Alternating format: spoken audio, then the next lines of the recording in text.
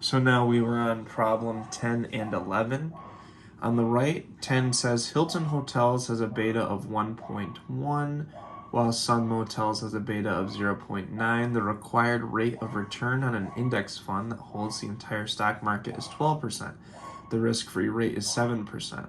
But how much does Hilton's required return exceed Sun's required return? So we already know entire stock market EM on the left is 12% for both. We know the risk-free rate is 7% as well for both. Beta we already know is 1.1 for Hilton, 0.9 for Sun.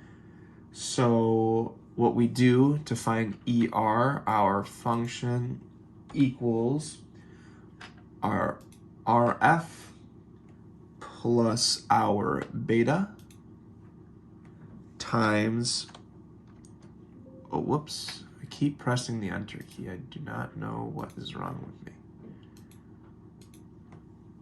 Open parenthesis, and now it is our EM minus our RF, so that's also D3, which gives us 12.5%. Now, if we do the same thing for this Sun Motels, we get equals our RF plus our beta multiplied by our EM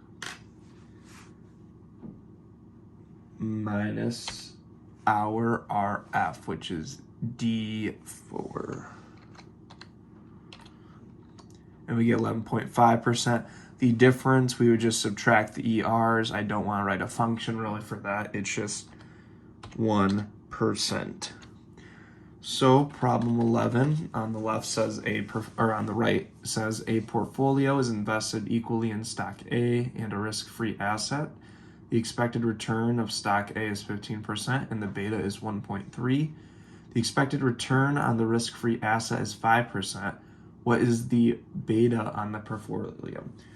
So we know that the weight is 50% for both. So our beta gives us is 1.3, and this one is 0 because of what the problem says. Our weighted beta, what we do is we multiply the weight times beta, which is very helpful to remember. So really it is, for this first one, it's really 1.3 times 50%, or 1.3 divided by 2. We get an answer of 0.65. And then this one, it is our beta times our risk-free. So 0 times 50, 0 times anything is also equal to 0.